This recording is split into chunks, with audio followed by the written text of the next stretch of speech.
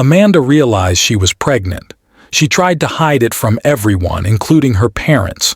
She even tried to get rid of the pregnancy with the help of Amma and Ugo, but it didn't work. Eventually, her mother noticed and asked her about it. Amanda denied it at first, but later she had to tell the truth. Once upon a time, in a small village wrapped in the arms of nature, there lived a girl named Amanda. Amanda was like a shining star in her village, known for her beauty that seemed to light up the whole place. She was the only child of her loving parents, her father a hard-working farmer and her mother a skilled weaver whose hands wove magic into cloth. In this village where every sunrise brought a new story, Amanda was a tale of her own, from the elders sitting under the baobab tree to the youngsters playing near the stream. Everyone knew of Amanda. They admired her not just for her looks, but for the kindness that sparkled in her eyes.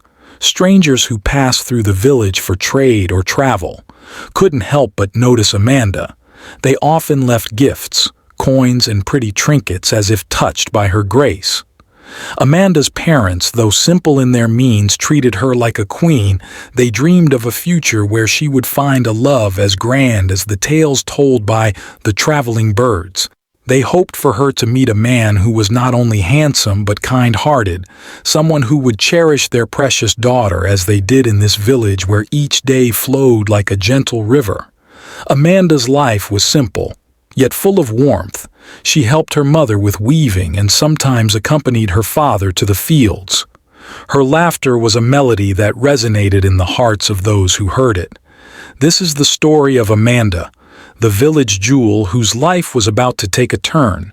She never expected a story of beauty choices and the mysterious paths of life. Let us walk with her on this journey and see where the winds of faith take her. In the same village, not far from where Amanda lived, there were two girls named Amma and Ugo. They came from the richest families in the village. Everybody respected them because of their wealth. They wore the most expensive clothes and had things that even the hardest working farmer couldn't afford. They didn't make friends with other girls because they thought they were better than everyone else. As Amanda turned 15, her beauty became even more mesmerizing. Everyone in the village wanted to see her one day. Amma and Ugo were sitting by the stream, laughing and talking. Amanda came to fetch water. She was polite and greeted them as she always did with everyone when she was about to leave with her water. Amma and Ugo called her.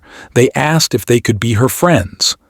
Amanda's heart swelled with happiness at this unexpected offer of friendship. She couldn't believe that the most respected girls in the village wanted to be friends with her. She hurried home, excited to share the news with her mother. Her mother, wise and thoughtful, listened to Amanda's excited chatter. She smiled but also offered a word of caution. "It's good to make new friends, but be careful, Amanda. We don't have what they have. They might try to change you." She warned Amanda. She also told her to stay true to herself and her values, despite the allure of this new world. But Amanda was too excited to worry. She was so thrilled at the prospect of being friends with Amma and Ugo. She started spending more of her time with them. They went out together, played, and explored the village. Amanda's life began to change. She was entering a new world with her new friends, a world different from the simple life she had always known as the days passed. Amanda found herself increasingly absorbed in the lives of her new friends, drawn into a world that glittered with wealth, but was perhaps not as bright as it seemed. This was a new chapter in Amanda's life, one that would lead her down paths she had never imagined. Amanda, Amma, and Ugo became close friends one day. They heard about a big festival happening in a nearby village. Amma and Ugo were excited and wanted Amanda to come with them. Amanda hesitated at first. The idea of venturing out to a festival in another village was daunting. She thought of her parents, their expectations, and the simple life she was accustomed to. But Amma and Ugo were persuasive. They painted pictures of the fun and excitement that awaited them.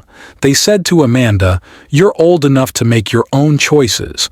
You don't have to tell your parents everything." And slowly, Amanda's hesitation turned into curiosity. After thinking about it, Amanda agreed to go with them. It was her first time going to such a big event without her parents at the festival. Amanda caught the eyes of many men. They all wanted to talk to her because of her beauty. At first, she didn't want to speak with them, but Amma and Ugo encouraged her.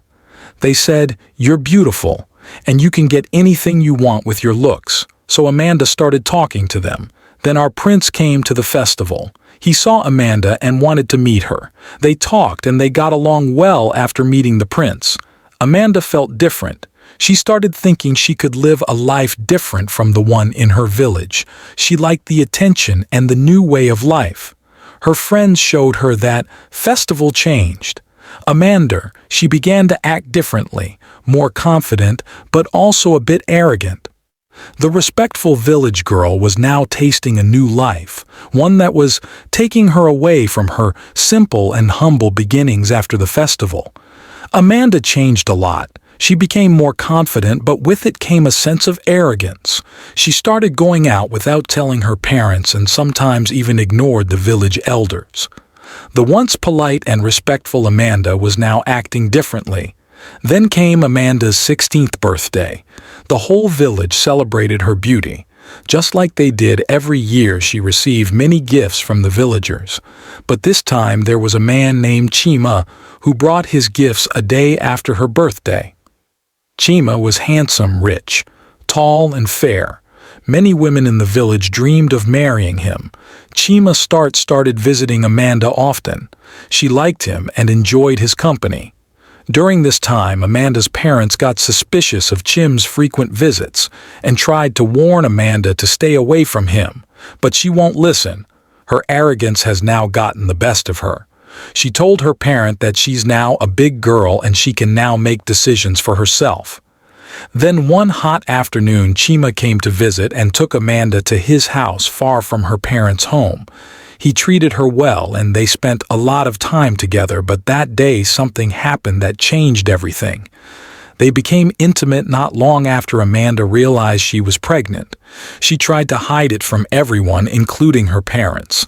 She even tried to get rid of the pregnancy with the help of Amma and Ugo, but it didn't work. Eventually, her mother noticed and asked her about it. Amanda denied it at first, but later she had to tell the truth. When her parents found out, they were disappointed and felt disgraced. The villagers who once admired Amanda and brought gifts stopped coming. Amanda felt ashamed and lost. She tried to reach out to Chima, but he stopped coming to see her when her parents and Amanda went to Chim's house to confront him. They found out he had left the village for good. Amanda felt betrayed and alone. Her friends Amma and Ugo also turned their backs on her, saying they had nothing to do with her pregnancy. The girl who was once the jewel of the village was now facing the hardest time of her life. She had to live with the choices she made, far from the simple and joyful life. She once knew the news of her pregnancy spread fast through the village. Amanda, who was once surrounded by friends and admirers, found herself isolated. The community which had celebrated her every birthday now seemed cold and distant. The love and admiration they had for her turned into judgment and gossip. Chima, the father of her child, had abandoned her and left the village. Amanda felt deeply betrayed by him.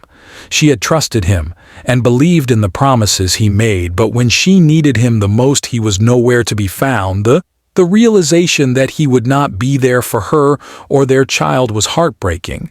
Amanda also felt betrayed by her friends, Amma and Ugo. They had been her companions in the journey that led her to this point, but now they denied any involvement. They said they had nothing to do with her pregnancy and avoided her. This abandonment by her friends added to her pain and loneliness as her pregnancy.